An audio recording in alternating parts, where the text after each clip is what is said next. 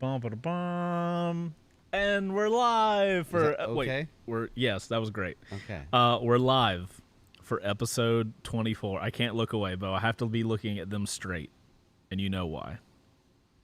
Guys, welcome to episode 24 of Live on Two Wheels. That just hit me. Welcome to episode 24 of Live on Two Wheels, your weekly motorcycle live show. What? You know, just doing to change something. I don't know. Okay. Yeah. Oh, you changed the words. Okay, got it. Yeah. All right, We ain't guys. talking about that shit. Yeah, right, exactly. What's going on, guys? Welcome to your weekly motorcycle live show. I'm Chase on Two Wheels, joined by Bo. I ain't following you. Guys, I'm sitting in this awkward position because there has been a change. If you've noticed, there's been a change.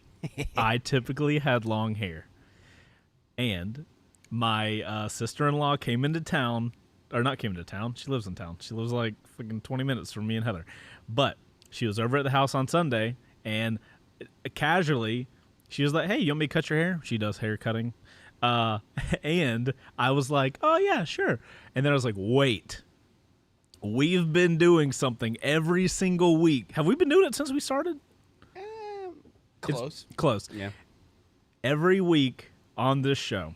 We have not missed a show, by the way. We are on episode 24, and we do already upset people in the chat.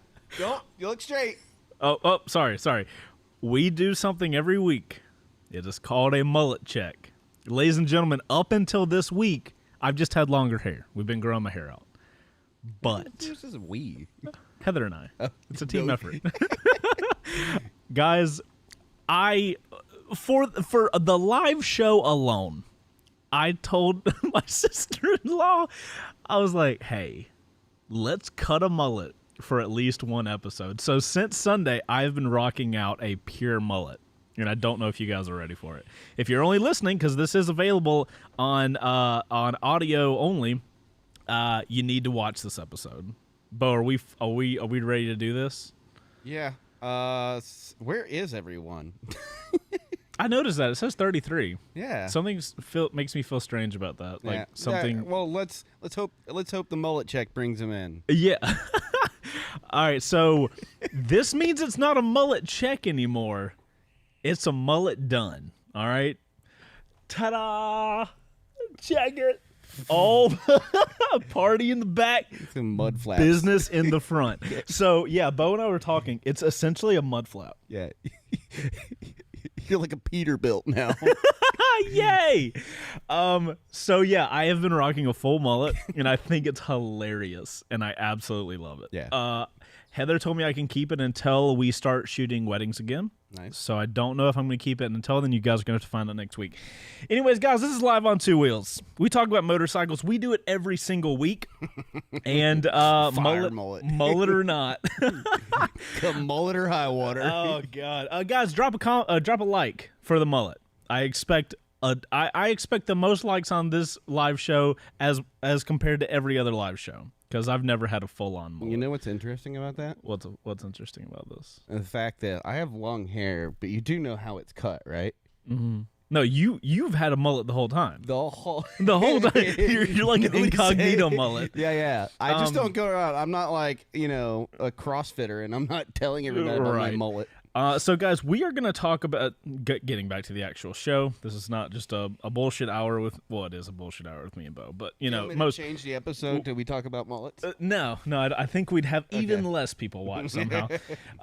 So, guys, we're going to talk about a motorcycle. It's not a fad, but we're going to talk about, like, Bo and I's thoughts on motorcycling. Like, we got a whole new segment that we randomly got really interested in. We're going to talk about why. It's got a big resurgence. It's going to have... It's having a really big resurgence, or it has been for a little while. But before we get into that, make sure to hit the like button if you're here watching us live. If you're watching us just after the fact, hitting the like button also helps. If you guys are listening to us on the podcast platforms that are your favorite, aka Apple Podcasts, Google Podcasts, and Spotify, we would appreciate it if you're on Apple Podcasts. If you go leave a review, we love you a long time. We're trying to get to the number 2 motorcycle podcast. And we got we have some stiff competition to get the second spot, so we need your help. We're mostly fighting against ourselves. We are mostly fighting against ourselves. Yeah, because we're spending half the show talking about mullets. I can't with Heather saying he whips his mullet back and forth. That's hilarious. He whips his mullet. All right, I'm gonna stop. So, guys, every time we start the show, we always talk about housekeeping. Oh, we do the Discord thing. Go follow our Discord. It's a link in the description if you're watching us live or watching period. And totally free, doesn't cost anything, and that's where we are trying to build a community of like-minded motorcycle enthusiasts. We would love to have you guys on there. Like I said, are we mulleting out today? Somebody wanted to see the other mullet. Oh yeah, we'll be mullet bros. So you guys go check out Discord, and if you go to Discord, there's a Live on Two Wheels page on Discord. And what are we looking for today? But we're going to give somebody $50 Revzilla gift card for doing what? Let's see the dirtiest bike. To go with the whole mullet thing? Okay, cool. Or the adventure thing. Oh, yeah. Bonus points if you can find somebody with a mullet riding a motorcycle or no, not riding because you wouldn't have a helmet on. If you can find a mullet person with a motorcycle, you get bonus points. Yeah. Go to our Discord, go to the Live on Two Wheels section, post photos there. We're going to pick somebody at the end of the show, and then we're going to get your info, send you a $50 Revzilla gift card. Yeah. I keep almost saying $500 gift card, and wow. I would love if this show ever got that popular. Can you imagine if weekly we gave away $500 Revzilla gift card? I want to win that. Anyway, how do I get into that? How do I think you're not legally allowed. So guys, before we get into the topic of, dare I say, middleweight adventure bikes, before we get into that, Bo, what are we almost done filming? Tell the people. Can we talk? Can we say? Well, we meant to talk about it last time, and Chase got too heated and didn't get into the topic. That's fair. But I also wish my hair was this wavy all the time, but it's not. So, sorry about that. I am finishing up the. We should be done tomorrow, right? Yeah, should be done tomorrow. The Learn to Ride series, guys. We have a 5-episode learning from literally from early Chase days where Chase didn't know anything. It's like 3 episodes of learning. Don't judge my 5th episode, okay? Don't you dare. Yeah. So guys, we're not going to get into who we partnered with. We'll show you it's all going to get posted next week hopefully. Yeah. Monday through Friday, 5 episodes of taking people from not even knowing how to drive a manual car, shifting, having no idea about clutches, taking that person. And if we do our job well, hopefully they can watch through all 5 episodes and they will have a very clear understanding of how to ride a motorcycle. I don't think they'll be able to go ride. We tell them to go practice and stuff like that, but we have been working our butts off on that. Filming it. We've been filming it for 3 weeks now. We were held hostage by the weather. Well, no. So we got the deal made, and then we had to wait a month and a half because it rained literally every day. Yeah, and bad. Then we filmed for I think it was a week and a half, and now we are to the point. It's almost done. Finishes tomorrow. Can't be more excited about it. I think they're coming together pretty well. It's good. It is a reminder of when I started learning how to ride. Right. And the resources were there, and the only reason I felt like I did an okay job at the MSF course was because I had a little bit of research, but there wasn't pre-knowledge before you go into that. Yeah, right. because understanding what things are, where they are in relation, all that stuff. That's the stuff that contextually you don't understand. Well, your brain's already prepped up for exactly. it. So one thing I'm really interested in, and I literally just I thought of this when I saw Heather's comment. Heather's my wife. If you guys hear me keep mentioning Heather, I'm interested to get her to watch all 5 episodes and see. Put her on a motorcycle. Well, I mean, honestly, it would be interesting to see how she takes that information. You know what I mean? Because she would be a really good, detector. Litmus test. Yeah, sure. I don't know what the hell a litmus is, but anyway, so what else? Oh, that's all we've been focusing on this entire week. So that's. Yeah. I mean, that's honestly pretty much the Sportster review came out. Sportster review finally came out. We R7 in the finally highway. got our knowledge together. even been tracking that video to see how well it's doing. But like people seem to be into the Sportster S from Harley. Last so I checked, it's like 20-something K. I'm okay with that. Yeah, it's good. It's a lot of good conversation. A lot of people kind of in the same boat. Like, I think one person was like, "I hate that I like where Harley is going." So it's been pretty cool. Kind of the same thing we've been talking about internally. Right. Also, real quick, guys in the chat, how many of y'all are like massive R7 fans? Because we've had the R7 in the shop from Yamaha, as you guys know, and bro, every video we put out of that motorcycle does phenomenally well. Yeah. Like legitimately, I was joking with Heather about this, but like I legitimately think it's a good business move to buy one. Yeah. Like I don't want to do that, but like if the videos keep doing that well, like how am I supposed to not? You know what I mean? Like I'm not trying to buy a motorcycle. I don't need one. Right. But like, come on, man. I tell you what, man. And it's only $9,000. Yeah, that's the thing. What are you supposed to do? Yeah. That's my problem right now. Looking for bikes, is that I'm just like, there are so many good bikes coming out lately that are not that expensive. I feel like every freaking week that we do this show. Because, like, I'll be honest, the most research I do in the motorcycle industry is for this freaking show. Like, so, like, we'll be prepping up for the show, and it'll be a segue in today's episode. But, like, I find out that there are so many motorcycles right now. And today, we're going to talk about an entire segment of them that we knew they existed. We knew that this middleweight adventure bike segment was a thing and getting more popular and more popular, but I had no freaking idea until we looked into it. And that's what we're talking about today, guys. The middleweight adventure segment. And Bo, I think I might be set up and ready to sell my WR250. That's a bold statement. So, fun facts for you guys. Let me bring up a photo of my WR for you guys that don't know. It's a supermoto bike. I've had it. I think I've had that WR longer than any motorcycle. Well, that one? That specific one, yeah. Because I've had it for I think like 6 years now. Here, let me find a photo of it. But I've had that supermoto for about 6 years. It's been really cool. It is a literal tank, you guys. I've wrecked it multiple times, and it just keeps on chugging. It's totally fine.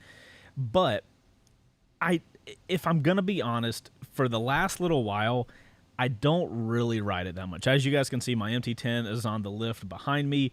That's the thing I ride. Like, I ride it in every day unless I have, some sort of like media bike that I'm riding, which we are lucky enough to have. It's a terrible photo. Let me try to find a better one.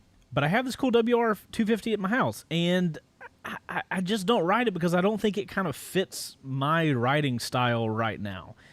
It's a beautiful motorcycle. I love it. It looks really cool.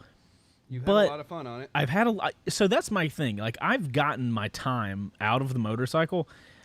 I think I've just moved on. I don't think supermotos are my thing anymore. Oh yeah, if you could show my screen right now, that's my. Oh no, look, that's actually both our bikes. What a convenient. That's funny. Yeah, that's what a funny little thing. That's the old Scarlet there. Yeah. So guys, that's my WR250. It's pretty supermoto. Funny that's a picture of two bikes that we're both trying to get rid of. That's actually that. That makes so much more sense. I'm so glad I found that photo. Yeah. So guys, I want to make it clear. There is nothing wrong with my WR. I love wheeling it. I have no problem riding it all over the place. But, I've got my MT-10. That's my comfortable motorcycle. And the other day we did a like a first impressions video because Brian had randomly texted me that Aprilia was going to put out a Touareg, which is they're going to use their 660 engine that they have in their RS 660 and their Tuono 660, and they're going to make a little adventure bike out of it. Very similar to how Yamaha has their R7, they have their MT-07, and they have their Tenere 700 with the CP2 engine. They all have the exact same engine. So Aprilia is going to do the same thing, and we watched the Aprilia launch thing and all, and I was like, wow, this is a really cool looking motorcycle. That got me kind of into like, oh, this is interesting, because these are essentially they are more capable supermotos. It is kind of the way I look at it. They got bigger engines. They can go more miles. Because, like, guys, riding my supermoto on the highway is Sketchfest 2021. If you do this, like, barely move your handlebars and you're going, like, 55 plus, bro, it just starts doing this. I had a thought about this, though. Uh-huh. I think that when you first started riding T, you had a lot more people that you used to ride with. Like, we had smaller groups and stuff. Yes. And in my opinion, those bikes really shine Right. with a group because you're very Grom style with that. Right. And now that's not so much. We stopped riding with that crew Well, because it got kind of like weird. that's my fault. I could find people to ride with. Well, so we had that group, but like it started getting really weird.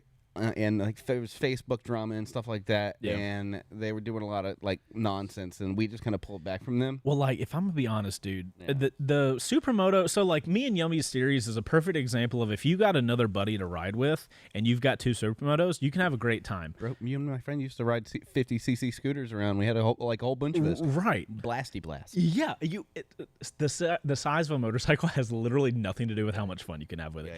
But bro, I'm not going to lie. So this Touareg's got my attention, and we're going to talk about all the bikes in this class so we can kind of get familiarized with it. Yeah. But, like... It is a class that I never looked at because of...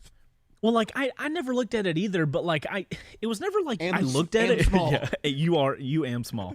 I knew about this, like, middleweight class, but it was always like, nah, I'll get into the adventure bikes later on in life.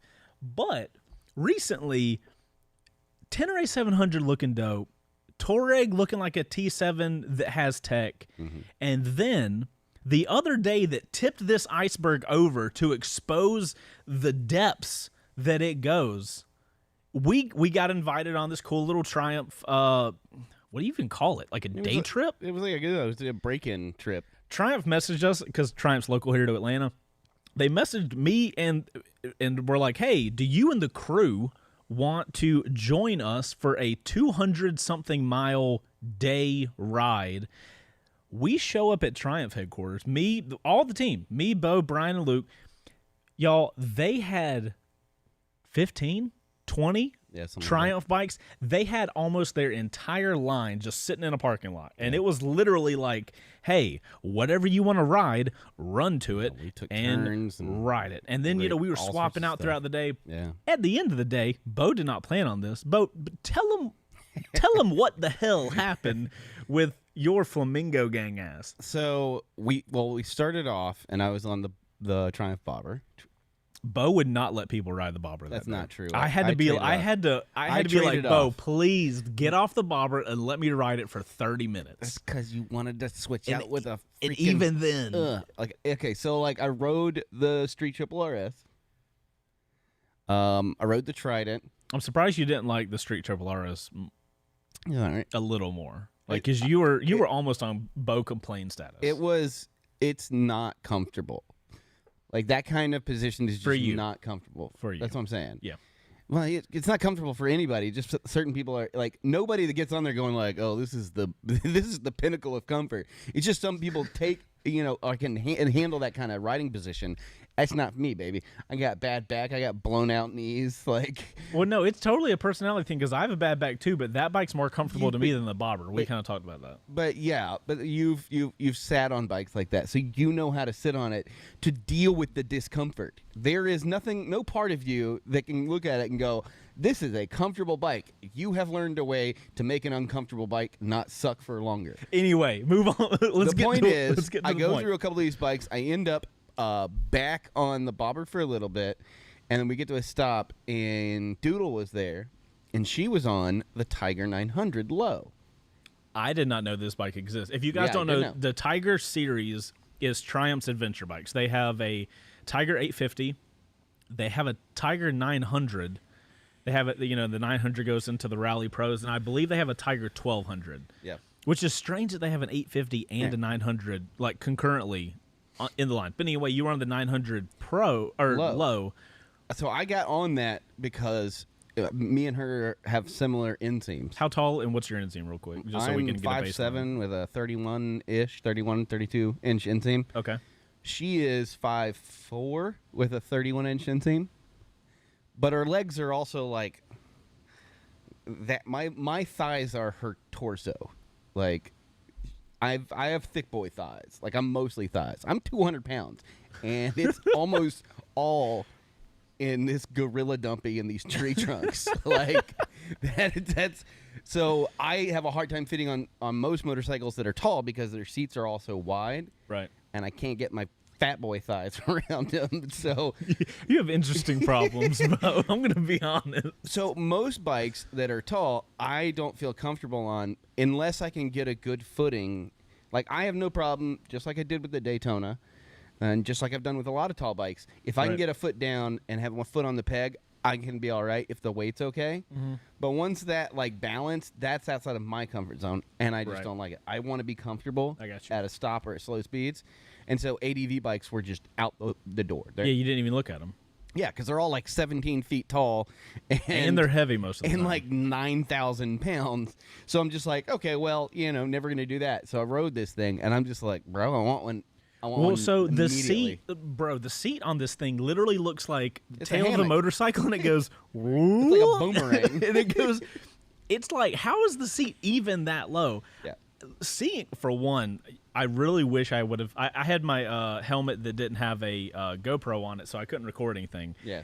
I'm really sad I'm though because surprised we didn't record anything. That was no, the I biggest told you guys I intentionally went to Yeah. not record. I posted some stuff on Instagram. If you Yeah. guys are asking for photos and stuff, if you go to my Instagram, it's where is it? Right there. If Yep. you go to this thing, I've got some photos from the event, but I intentionally went there just to ride. I didn't want to record anything because I wanted to actually spend a day riding. I really wish I'd had video though, because seeing you on an adventure bike is something I never expected to see. Bro. But because the seat height was so low, because obviously, we're hitting stop signs and stuff, and I'm like, Bo is legitimately on a Tiger 900 Yeah, with no problem. and having not only no problem, but enjoying yourself riding it. It was so comfortable. Now I see why people love them. Yeah. You know what I mean? Like Yeah. like Patty Rick, man. Like With a Super T? with the Super T, but like he loves that bike. And now I get it when you see all these people that are going like Right. 1,200 miles in a trip, and like now I'm like, okay, because I used to ride dirt when I was a kid, Right. and like the natural progression would have been in an ADV had Yeah. I not been blessed with the shortest of stature. And so I never Your really shortness stole it from you. Exactly. My dreams were stolen from me by my damned height. So like I never looked into it, but I was always interested. Right. I was obsessed with dirt bikes as a kid. Yeah. And I love that kind of riding. Like less about like motocross and more like enduro style. Right. And adventure bikes is the next step up on that for the most part. Right. Well, so Bo rides this 900 Tiger, and then we're like, they offer low seat heights. This is going to open up an entirely new sector of people. Yeah. And then we mix that with this Touareg 660 thing that I'm into. Yeah. And Bo and I were talking this week of like, what is happening right now? Yeah. Because to be clear, I'm totally happy with my MT10. I absolutely love it. But like, I love it so much to the point where when I get up in the morning and I'm like, all right, I'm going to ride into work. I've got a WR250 and I got an MT10. There is not even a question. That WR does not leave the house. But I think if I was on something like a middleweight adventure bike, it would be like there would be an actual conversation. I have a feeling that you would not ride the MT10. I think you are totally wrong. So, before we get going, That bitch would be collecting dust. you shut the hell up. Don't you ever talk about her and her presence like that. So I want everybody to get on the same playing field. We have, as typical, we have collected the group of bikes that are in this class right now, and I'm probably wrong. We all know I'm an idiot, but hey, we're all here. So we will play this game. I've collected some info. We can do it too. So Bo, you let me know when you've got my screen on, and we'll figure it out. All right, well, we'll I've figure it out got like together. 40 million windows open, so you're gonna have to just bear with me. Why you got 40 million windows open? Because I'm bro? trying to run. Oh yeah, no, please continue running the show. I don't want these people It's on to your go away. screen there, bud. All right, guys. So we've mentioned it. Yamaha's 2021 Tenere 700. Yep. If I'm gonna be honest, I would get this thing if it had ride modes. Not ride modes, but a technology package and a better screen. That is truly the only thing stopping me from being like, hi, Yamaha, how do I work my magic to get one of these right now? I slept on this until I saw that video of that dude riding. We're going to show you guys a video on a T7, and Jesus Christ. So we got the Tenere 700. We got the Tenere 700. Next up, this is the Tiger 850. Now, if you guys aren't familiar with this is not the exact bike Bo rode, but it is the same bike that Luke and I rode from Louisiana to Atlanta in one day. If you guys haven't seen that video, it's pretty ridiculous. Triumph was just like, we need 2 Tigers in Atlanta. And Luke and I were like, okay, cool, let's go. We flew to Los Angeles. Not Los Angeles, my God. Nope. We flew to Louisiana, picked the bikes up, and rode back to Atlanta same day. It's pretty crazy. So that's Tiger's 850. They do have the 900. They do have the 1200, but this is their low boy. No cruise control, though. Interestingly, no cruise control on the T7 either. Yeah. We'll get into that. What else we got? This is what we did the first impressions on, the Touareg 660. I will mention, though, there was people that mentioned this in our previous video that we talked about. The 660 engine that Aprilia is putting into this thing has a massive recall right now. Yeah. I looked into this. Check this out. So this is that video, guys. 12 hours. We made it back, blah, blah, blah. So Aprilia recall of certain RS660 and Tuono 660 motors. The summary of it is the recall was the engine crankshaft connecting rod may break due to improper heat treatment. So that's worrisome. Another reason I don't really think I would be able to be sold on a Touareg is because of the dealer network for Aprilia. Yeah. There's not many of them. The closest one to us, Savannah, which is 6 hours away. Because you're going to have... That's worse than Indians. Yeah, you're going to have to get maintenance done. And you're going to have to... I mean, you don't have to, but you need to get that done at an OEM dealer. All right. So I got to drive 6 hours? I don't know. All right, next up, big boy in the class, KTM 890 Adventure. Now, I want you guys to keep an eye on this price, $1,309. I don't know if you guys can see it. $13,000. That's a chunk of change, fam. That is a chunk of change. I would show you the R model, but there was not enough made. There was like 400 made, and they sold out in a couple hours. Oh, wow. So bikes are already hard to find. The R model essentially just gives you better suspension. Got a shout out for the Himalayan 400. We did look into the Himalayan 400. And I will just say that HE Boots rode one across Asia, so it's put up with thousands. So there's of that. miles. Yeah. Or kilometers, sorry, I should say. Okay. Oh, yes. Let's be global. That's what she uses. She's from the Netherlands. All right. Big boy in the class. Tiny, big name in the class here, guys. That's a big name in the class. If you guys are unfamiliar with the adventure segment, the BMW GS is like the GOAT.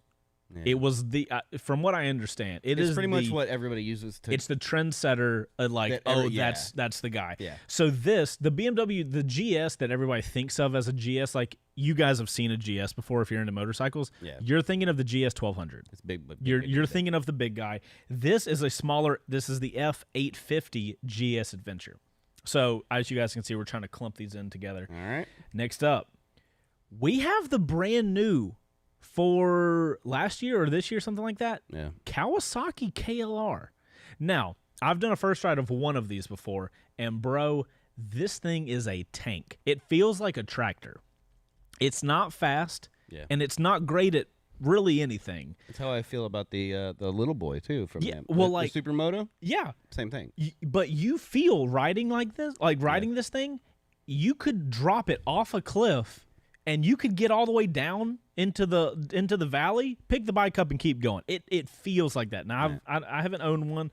They also come in at a really good price point, $7,000 for a brand new. This is brand new KLR, and this is the ABS model. These are so far we have touched things that are very adventure focused, like multi-use. It's very on-off road, right? So we have 2 of them that are more on road than they are off road. Yes, on our list. There's more, but there's 2 of them that are on the right. So the KLR first off, in my opinion, looks the best. I just like the way it looks. It looks very utilitarian. So I'm not gonna lie. When I was doing this research ship, Yeah.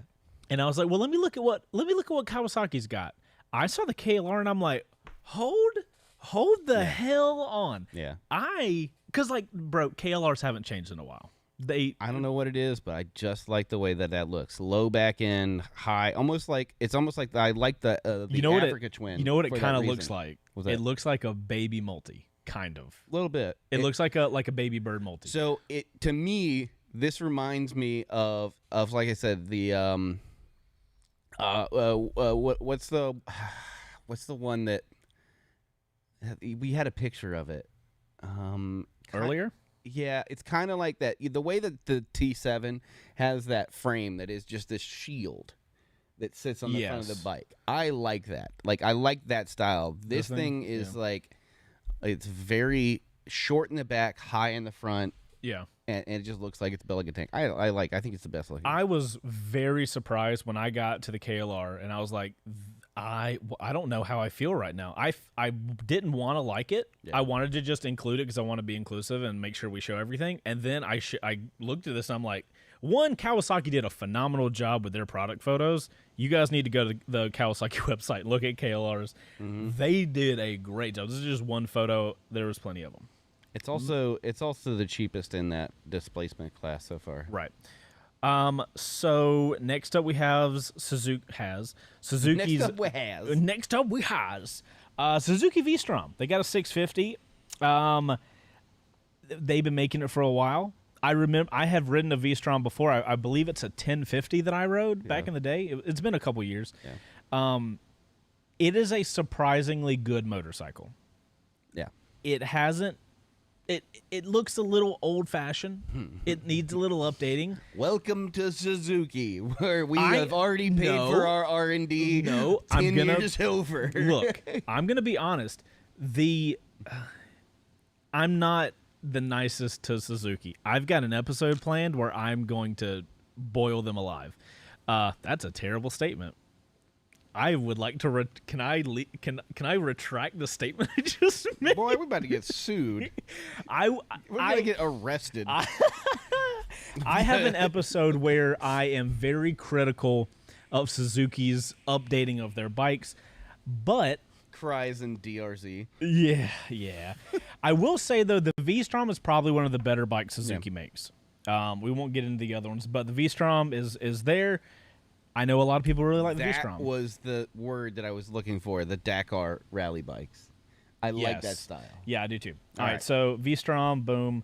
Uh-huh. And then, so Honda has an NC750X, which is the closest thing we could find that really matches the Africa class. Twin is like... It's too big. It's too big, but it also is more of an enduro kind of style, like rally kind of thing, and specifically for that, to be fair, the Africa Twin is the only other one they have is the rally edition of the 300.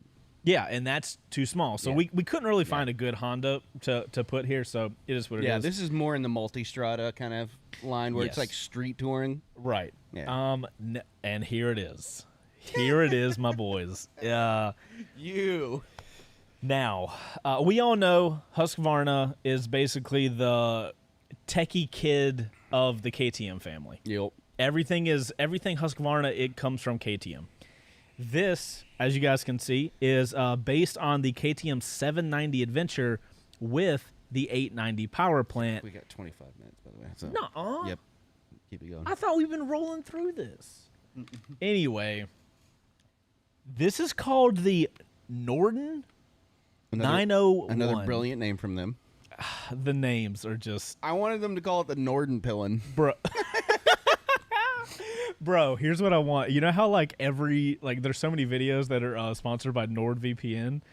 I want to get a NordVPN sponsorship and buy a Husqvarna Norden 901 with it. That's my dreams right now.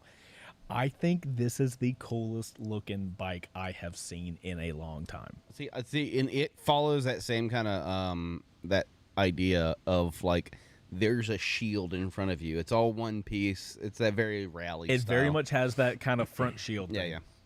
Okay, so I dig it. So, guys, these are generally the price, or the prices. I'm literally looking at the price. This is generally the bikes that we're looking at in this category. Right. But I want one of these so bad, dude. So I have in my head, I want to be like, oh, you know what would be fun today? Literally 2 of us on middleweight adventures could go off-road and have the best day ever. That's what's in my head right now. Pack some waters. I know I would have fun on that. I really do, because like I wanted to take that Tiger off-road so bad, because I was like, this thing is giving me. So how much? What was the weight like on that thing? It felt great. Like, but on road. On road, it felt great, and it felt stable, which is not typically what happens with bikes like that, because they have a smaller footprint to be more nimble for off-road use. Right. Well, so like, so that we can keep the show moving and whatnot, I wanted to kind of touch on why I think that this market is kind of having a resurgence. For the last couple of years, for you guys that don't know, the adventure side of the motorcycle space has been booming. Silent. For a while there, it was like this silent killer, and then all of a sudden it exploded, and now it's all public and people are talking about it. Right. But I don't see a lot of content on it though.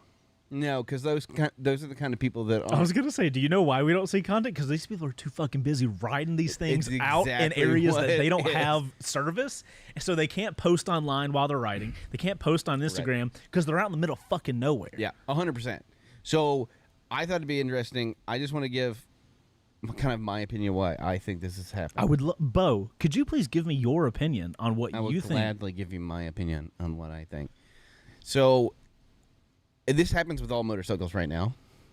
The tech in motorcycles is getting cheaper because we've gotten to that point where the baseline used to be the highest that you could get. So now, several generations have gone through, and now the top of the line is easier and cheaper to make, so they can put it in other things without much cost. Right. So you have tech getting cheaper. They're able to offer it in these bikes that were typically not so the Tiger 900 had like ride modes and stuff like that in it, right? Which I was like, okay, yeah, cool. Yeah. So you have that. The prices are getting lower, and because it's a smaller displacement, they can lower the price even more. So now your barrier of entry is going on. Well, we've had a pandemic for like 2 years now. Right. People are trapped up inside their houses. I know, they're like, I need an adventure. So motorcycle sales as a whole have taken a hit, but are still fairly high, especially compared to other industries. Yeah. And I think a lot of that is people have been like trapped in their homes, and it's a thing you can do while still like being cognizant of keeping other people safe and distancing yourself. You're in a helmet, man. You're already social You're out by yourself, So like, I look at all 3 of those things combined, and I'm like, yeah, adventure bikes, like, it's not just a dirt bike, so you don't have to trailer it anywhere. Right. They're made for, like, long distance hauls. Well, that's what I kind of love about them. So you can ride it to where you want to go. Yes. And then fucking full send. And then as long as you don't go full do, full do, and as long as you don't go too crazy, you can make it home. Yeah. If you need to. Yeah. Yeah. So it's been interesting to watch that kind of resurgence, and the fact that more and more people are now posting about it. Because we did some cursory searches, and there's a lot of people riding the Tenere 700. Well, so another interesting thing from kind of our little bubble, like we do the best we can not to live inside of a bubble with our channel. Like we stay really busy about it. But one thing that I think we kind of get stuck in is that our audience, we don't have a huge adventure audience. We've tried making adventure videos before. Sometimes they do good. Sometimes they don't do so good. Yeah. So, we kind of get stuck in that mode a lot of the time. So when I say like, oh, I didn't even know this wasn't even on my radar, because like at the end of the day, you guys are my radar. You guys asking us about certain bikes, that's what gets us looking around. But we started doing some searching, and the T7 specifically is getting a lot of heat getting out there. a lot of attention. Yeah, it's good. Well, so like, I think especially that one dude, wherever he's from. We're gonna show you guys a video. We featured him in a topical moto vlog. Briefly. Yeah. And so I immediately went, but oh my goodness, this guy. Yeah. This is what made me kind of kick back and think like, oh yeah, remember that time you wanted to get into adventure riding? Yeah. And then I saw that and I was like, oh, you Yeah, son of a well, bitch. we need to keep an eye on the clock because I want to Yeah. make sure we watch that. Yeah. We Bo found this ridiculous video. It's just a guy on a Tenere 700. He clearly knows exactly what he's doing. Banana Nut Crunch. And he is banana nut crunch with ice cream instead of milk. Yeah. Like it's full send. But here's the interesting thing that I think we're seeing in the motorcycle industry in general. Middleweights. Huh? Middleweights. Bro, it's Yeah. strong. I think Yeah. that people are now realizing that for so long, I feel like people started on a, this is going to be a generalization, but you guys will probably understand what I'm saying. People would start on a 300, 400 these days. They would, in their head, it's like, cool, when I get a couple years experience, I'll go to a 600. And then after that 600, I'll go to 1,000. And then I'll be at the top of the game. I think as a motorcycle industry, people are realizing that, yes, you can go faster on the bigger bikes, but people are getting those bigger bikes. Make fun. No, people are getting those bigger Yeah. bikes. They're going faster and being like, well, shit, now I got to deal with all this weight. Yeah. Now I got to deal, like, yes. I think you guys mentioned this when you did the Touareg impressions video. Yeah, do we? Yeah, because it was like it was a light bulb moment because I was like, bro, and I've always said that like middleweights are kind of the sweet spot because Absolutely. because you can get in trouble with them. You but have a they're good much- amount of usable power, Exactly. but it's not like, if we're all going to be honest, nobody needs any. Well, we can't go need because then it's like, oh, 250, that's all you need.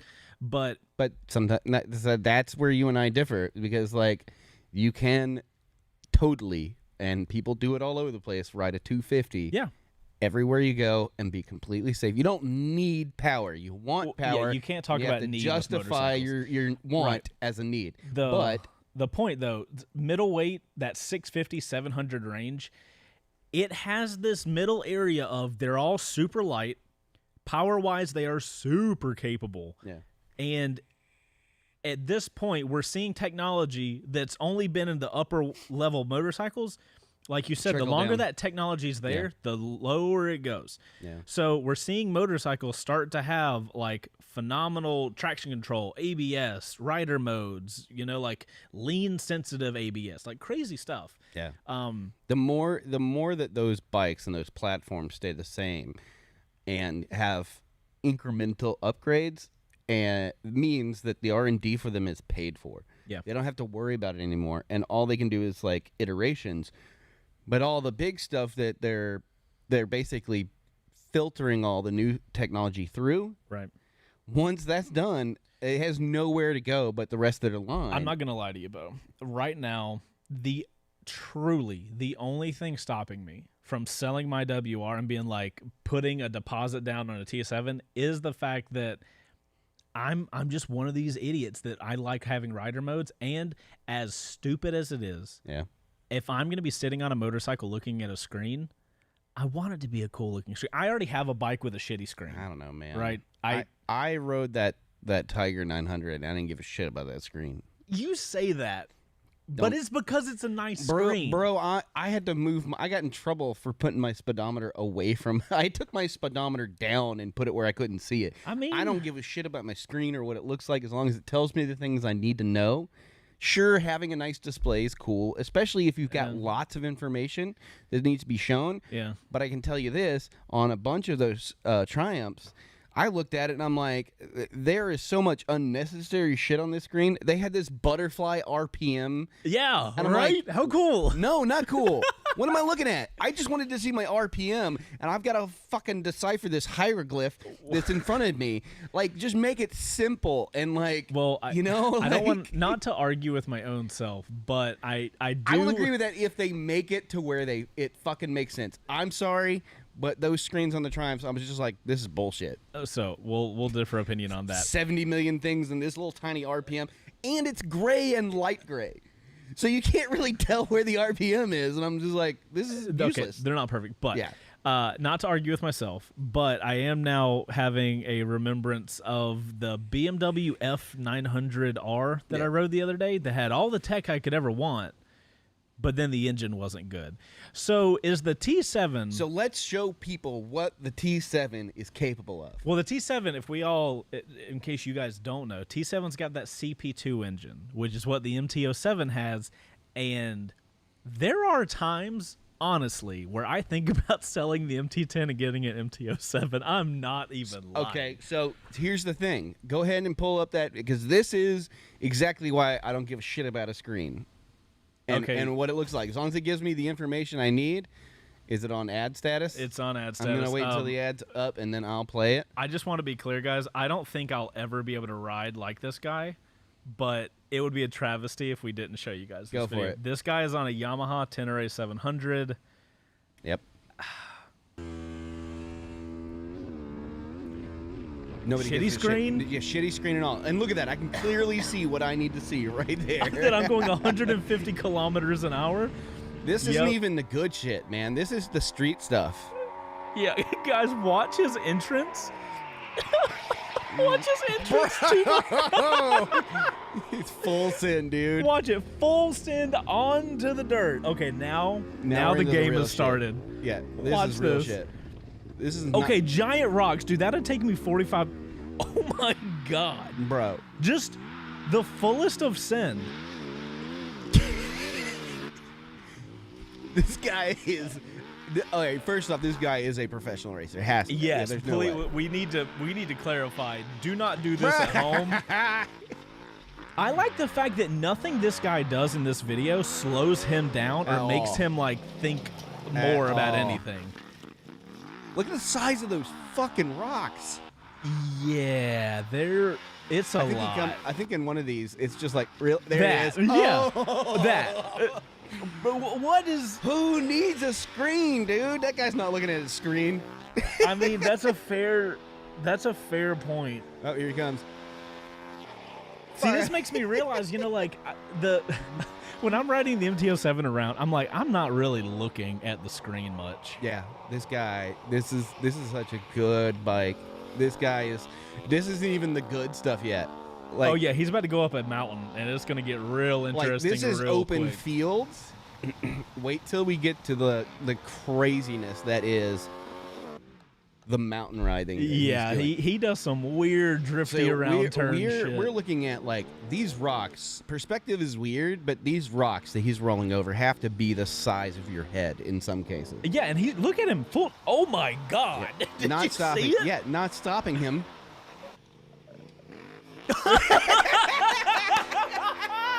Oh, bridge, Yeah, hard fuck that right. bridge. Takes a hard right off the. Okay, this is what blows my mind. The cool off bike shots are neat. Yeah. But dude, when you see what he's seeing, Yeah. you're like, bro, I would have ran out of shit in my pants. I can't eat enough to shit no that more much. poop to I cannot pants. poop enough. I have no more poop I left have to no pants. more poop to pants. This guy is insane. And he's rev limiter the whole day. Yeah, there's nothing stopping this dude too. So, Oh my goodness gracious, dude. also I don't know where he's at. I can't. I looked it up when we did the video. I don't remember where he's from. It is in like Asia somewhere, I think. Oh, okay. There's nothing like that where we live. Right. See, this is the thing. Like, you watch videos like this. Please be safe. Oh my goodness. 100 and look up what 170 kilometers an hour is, I mean, because he was chunking it. It's got to be 85, right? Here we go. We're gonna. Oh, this is where the shit pops off. So he starts going full send. There's also at the end of this video, there is a he's in snow. Doing this shit. like. Oh, Be careful. I mean, Oh, God. like this is the kind of shit that I absolutely love, and the whole reason that I got like a resurgence in wanting to ADV, because I'm like, this is like the kind of shit that we used to do on dirt bikes on a much smaller scale. Yeah.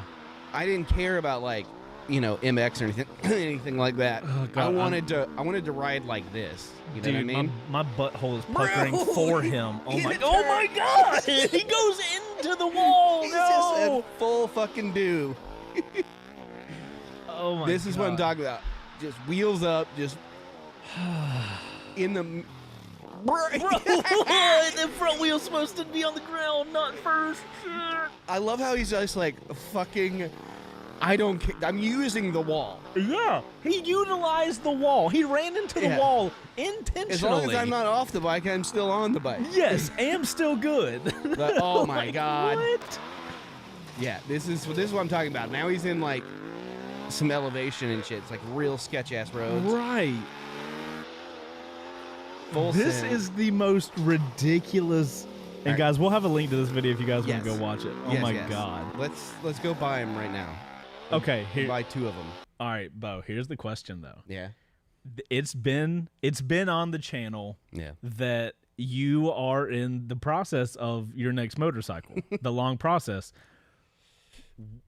What do you think the chances are I sell my WR and we both get middleweight adventure bikes? Think about it. The ride to work would be solid, and then we could just. Do you know how badly I want a bagger right now? I do, but also here. Oh, you want a bagger? But let me remind you. Yeah, but that's that guy. I'm not that guy. Oh, we could become this guy. Come on, dude.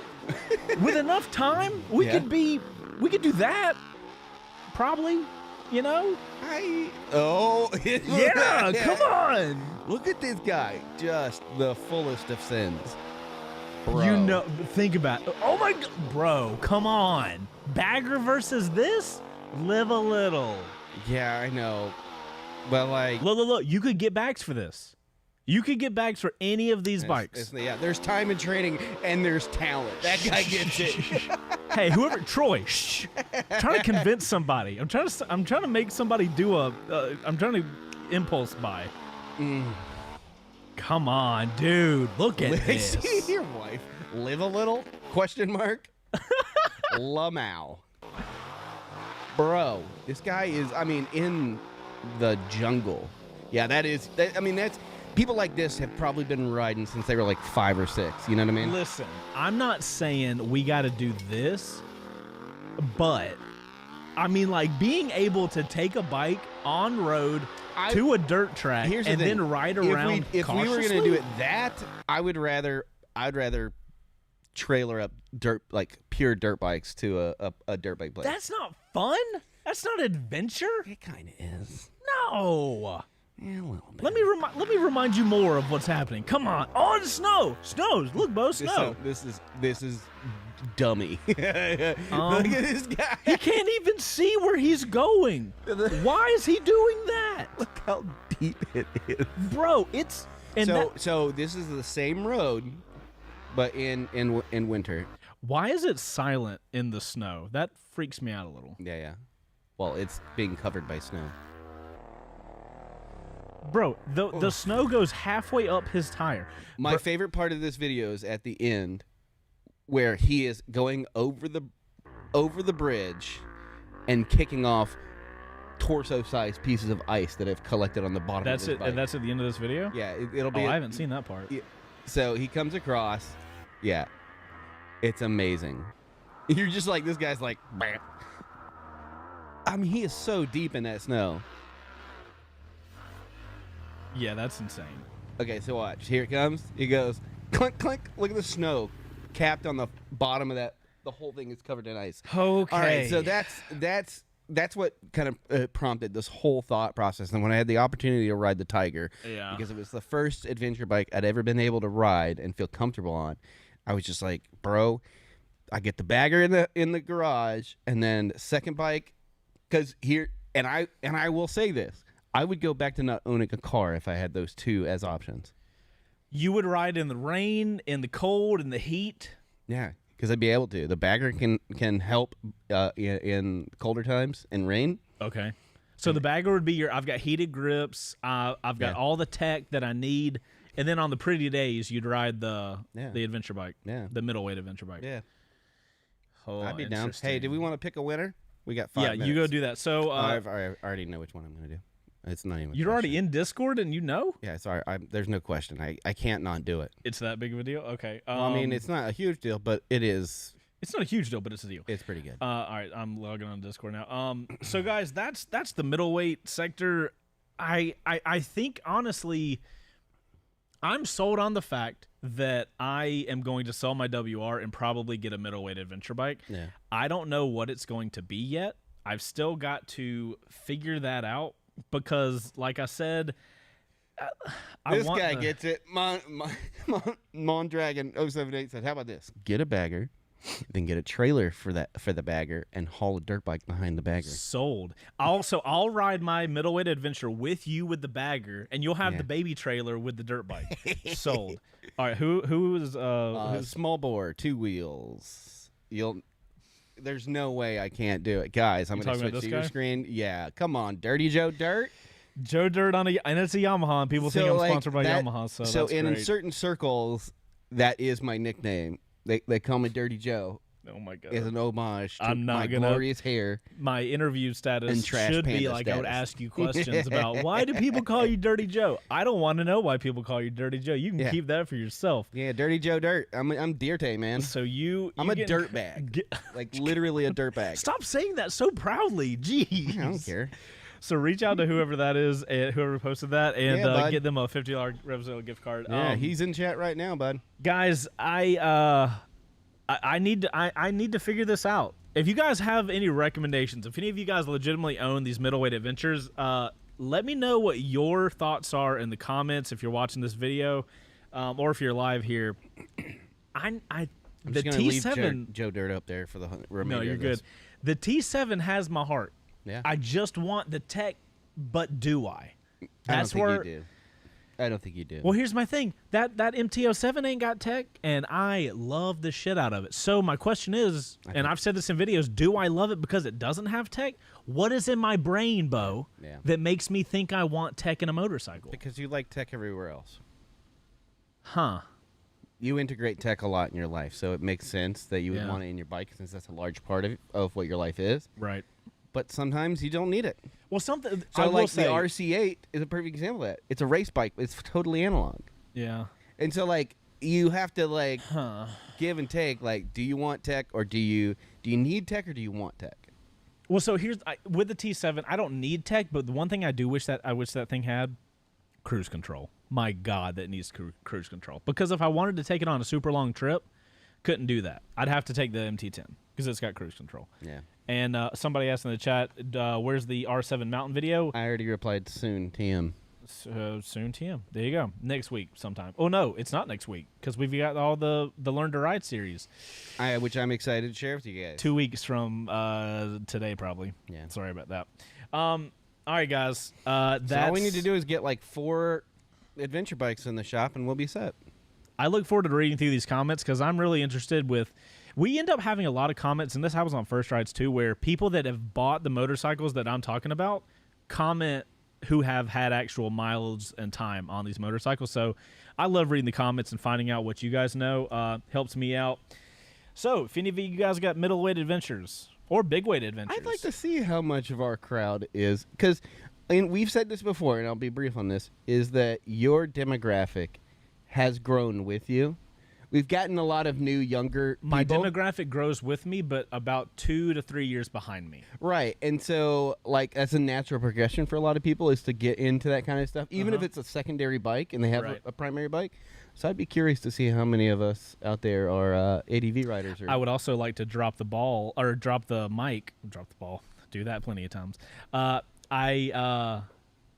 drop the mic with when I picked up the R7 from Yamaha. Do you remember that day? I do. Do you remember what he told us? You left because it was raining. Yep. He told me when we're done with the MT-07 and the R7, which we are almost done with now, he says he has a T7 sitting up there that's ready to go. Interesting indeed. We'll see you guys next week. Later. Yes! And now we're out. That's pretty great. T7.